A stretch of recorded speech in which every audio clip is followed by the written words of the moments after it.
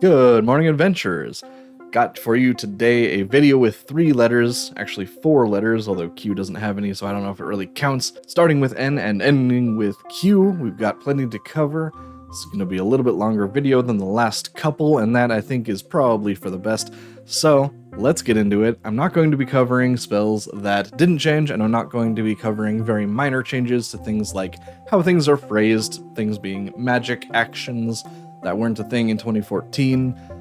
So let's get right into it with the N spells. And by spells, I mean spell. There is only one that's changed in the 2024 Player's Handbook, and that is Nystul's Magic Aura.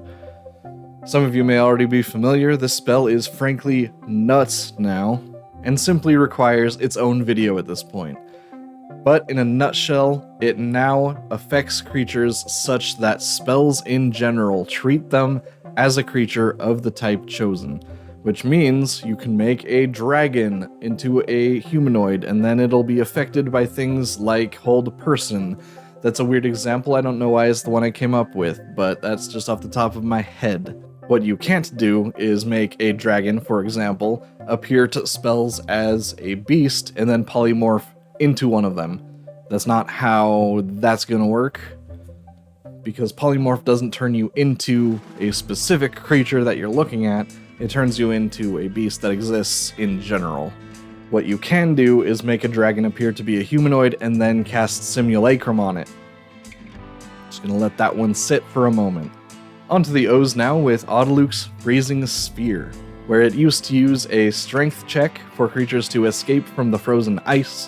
When you strike a surface of water with this spell, now it requires a strength athletics check, which for most creatures probably isn't going to be a big deal, but it does make it easier for some player characters, to get out, and other creatures that happen to be proficient. Otto's Irresistible Dance is now resistible. That's right, it now uses a wisdom saving throw, although if the creature succeeds the wisdom save, it does still dance until the end of its next turn, using all of its movement on that turn. So it is kind of irresistible, but less so than it used to be. Easy peasy so far, on to the P's, with Phantasmal Force. The damage for this spell has increased. It used to be 1d6 per tick to 2d8. That is a significant boost. Always love to see these cool sort of lesser used spells getting a boost, and this is certainly one of those. Phantasmal Killer no longer applies the frightened condition. This is huge for creatures that are immune to that condition. They can now be affected by this spell, and targets now take their saving throws at the end of the turn rather than the start of the turn. Now, instead of having the frightened condition, the target simply has disadvantage on attack rolls and saving throws for the duration, whether they can see you or not, which is actually kind of better. Planar Ally has received a big ol' buff in that the summoned creature no longer takes a share of the party's experience. That's assuming you're using experience leveling, of course. The 2014 version of the spell straight up made the creature a party member, but this time it's a little more lenient. Plane Shift has been severely debuffed in that it can no longer be used aggressively to send a creature to another plane of your choosing. That's unfortunate because it was super fun. It was always a great time sending a demon, for example, to Celestia to be absolutely torn apart by angels, or a purple worm straight into the middle of the Blood War in Avernus. Alas, that is no longer an option. The spell is purely for utility now. Poison Spray has gotten quite a glow up. It is now Necromancy instead of Conjuration, and its range has been tripled from 10 to 30 feet. It is now actually competitive as an attack cantrip without having to be in almost melee range. It also now uses a ranged spell attack instead of a Constitution saving throw, which is usually a little bit better statistically, depending on what you're fighting, of course. Especially toward the higher levels, I always find my attack rolls are more reliable than the enemy making a saving throw. This also still does the best damage of any cantrip, except for Toll the Dead some of the time, so the fact that it's actually usable at range now is honestly huge. I also want to talk about poison damage at some point, just in a general sense, so keep an eye out for that video as well. Polymorph. The target creature now retains its HP, hit dice, and creature type, and gains temporary hit points equal to the beast's HP.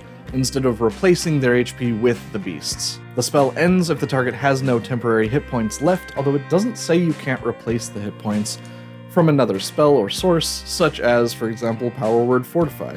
It also doesn't say the temporary hit points go away when the spell ends, so you can ostensibly use this to get a whole bunch of temporary hit points just until you next complete a long rest. Speaking of, Power Word Fortify is a new spell, brand spankin' new, that allows the caster to split 120 temporary hit points between as many creatures as they like within range. This is usually going to be best targeting a single creature. 120 hit points is a lot, and stacking that on top of a creature's existing hit points is obviously even better. Bonus points if that creature is a barbarian or otherwise has resistance to the incoming damage. The temporary hit points will go twice as far. But splitting it between 2 or 3 creatures with 60 or 40-ish hit points is also going to be good, and you don't have to give the same amount to each creature. So if you want to give, say, 100 to the sorcerer and 20 to the barbarian, you're welcome to.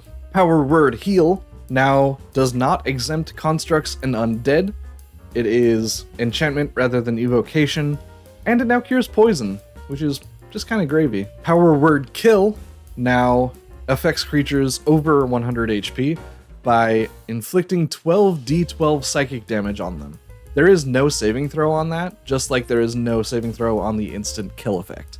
Power Word Stun affects creatures the same way as it always has, at or under 150 HP, but creatures with more than that now have their speed reduced to 0 until the start of the caster's next turn.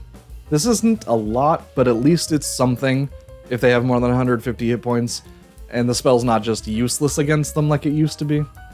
So that's pretty nice. Prayer of Healing has had its healing technically reduced a little bit. It used to be 2d8 plus spellcasting ability modifier, and now it is flat 2d8. But that's okay, because it also gives targets the benefit of a short rest. In a way, the spell is a lot like Catnap, but it affects more creatures, and they do have to be within range the whole time, but they are not unconscious, so that's a +2. And just like Catnap, those creatures cannot benefit from the spell again until they finish a long rest, though you can cast it again with different targets. As a side note, the spell is also fantastic for the cleric's new version of their Divine Intervention feature, allowing them to cast this as an action even in the middle of a fight. Prismatic Spray has had the damage of its red, orange, yellow, green, and blue rays increased from 10d6 to 12d6. Not a huge increase, but now the damage is right in line with a 7th level Fireball or Lightning Bolt, so it makes some sense. Along that same line, Prismatic Wall has had its damage increased as well, from 10d6 to 12d6 for each of its damaging layers. The Indigo layer is also now destroyed only specifically by the Daylight spell, and the Violet layer is only ended by the Dispel Magic spell. Very specifically, those two spells are required. And the Wall's layers now have an AC of 10. It didn't actually list that before, so it's nice to have a hard rule on that. Produce Flame has changed, and now we summon the flame, and for 10 minutes we can hurl it as many times as we want. The spell requires concentration, of course, so as long as we concentrate, we can keep doing that.